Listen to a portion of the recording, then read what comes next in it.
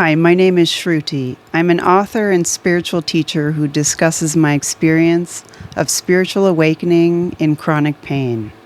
Instead of using pain to blame others, we can look inside of ourselves and allow pain to erase the false layers of who we are until we find our true source, the source of even consciousness itself. From this source, we see something very important about the two genders in our society, which is that we are both equal. We both come from the same source. We both are the same source. We are made of the same fabric, and we are that same fabric. The one who looks out from my eyes is the one looking back at me from your eyes.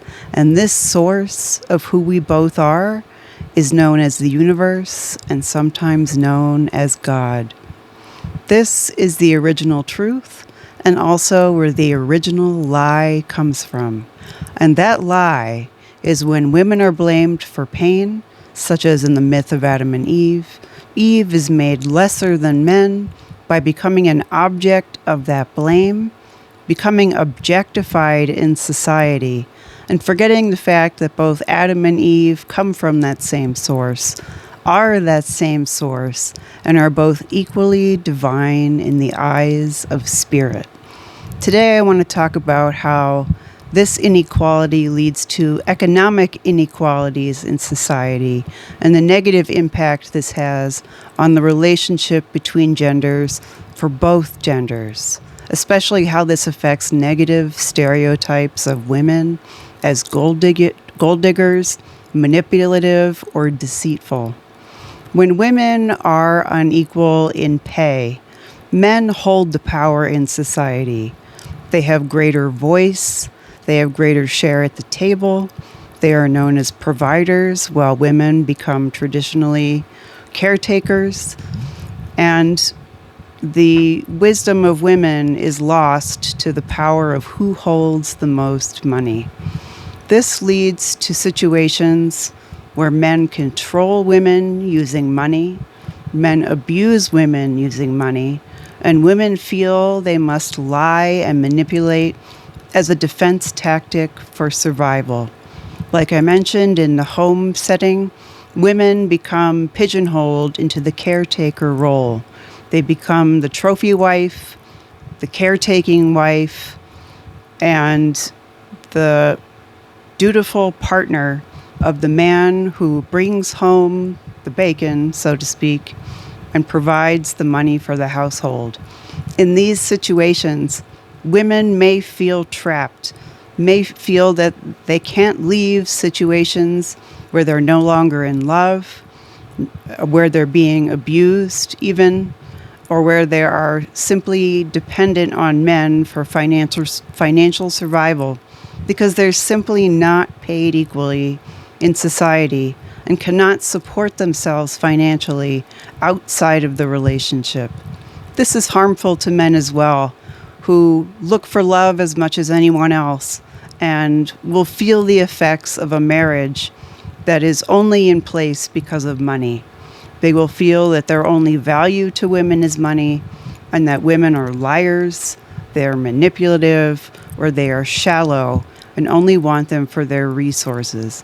If women were equally financially dependent, we would not have this problem to the same degree. Women would be free to choose partners for love, and this would benefit men as well. What we also see is abuse, men using money as a means of control, to have power over women, to influence the decisions of women, and to make women agree with what they say, what they do. And this fuels a sense of narcissism, that a man can do whatever he wants, whenever he wants, at home or in the workplace. This leads to sexual abuse situations in the workplace, where financially vulnerable women may feel they have to stay in an abusive job situation simply to survive financially. This creates what we have seen in the Me Too movement. Many situations, even among powerful women in Hollywood, who who have been abused in the workplace simply because they are women. What we see in the workplace is also a unequal perception of skill. When women are paid less, they are viewed as less competent, less able to hold leadership roles, and less valuable as people. This also leads women to being pigeonholed into lower jobs that may be below their skill level, undervaluing women's talents and abilities. Instead, it seems that the most money men are willing to pay women still is for sex or sexually related careers. You could make more money in one night as an escort or a prostitute than you can in a whole month of working as a secretary. Women know this, and they play the system simply to survive and get ahead. This is where women's negative stereotypes come into play as sexually manipulative, deceitful, tricksters, gold diggers, so on and so forth, of only using sex to get money out from men because they feel that's the only way they're going to get paid and paid fairly. This also funnels women into the career of sex work, even if they don't want to be in that line of work. This is not a judgment on sex work, but if a woman is forced into sex work beyond her will or control, that is a rape situation. That is not okay. And many situations result in women being forced into that career simply to survive financially if they are in the lower status of society, or because they are abused and forced into that line of work as a result of being kidnapped or otherwise forced into labor from a young age that they don't want to be involved in. This is because women are still objectified as objects, as sex objects, and as objects of rape. Anytime a woman is objectified, she is at risk of violence. And this is clear from the pornography industry, which is not a representation of healthy sex, a consensual act of love and even holy divinity between a man and a woman, but instead simply a sex act that is viewed based on a man's desires, a man's narrative, and a man's control. This is not real love. This is not what pornography is meant to be, and this is exploitation of women as objects at its worst. If women were financially equal in society, paid equally for what we do, we would have an equal voice. We would see women compensated for careers that involve the intellect, that involve talent, and we would see sex workers treated with respect, and we would see fair compensation for women in both a sexual industry and a non-sexual industry. We would see women as competent. Women would be free to choose their own relationships. We wouldn't see women manipulate or steal or become gold diggers or look like they are very shallow and only out for men's money. These are all unhealthy stereotypes that stem from an unhealthy imbalance in a financial system. And this all stems from the original lie.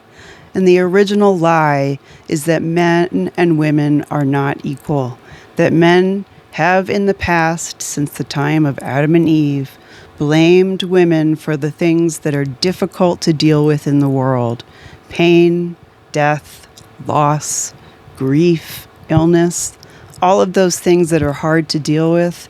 Instead of looking inside themselves, allowing those difficult experiences to act as erasers back to the source of God within, it is blamed outward on women, making women into objects and making women into objects of rape. There can be no good rape situation. It is always sadism. And the definition of sadism is taking pleasure from someone else's pain. I cannot think of a situation any more painful for a woman than rape, and I cannot think of anything more wrong than taking pleasure from that type of pain.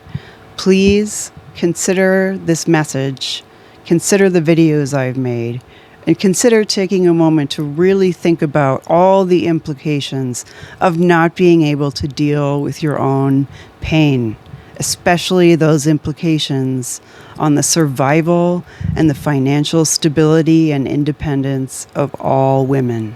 Thank you.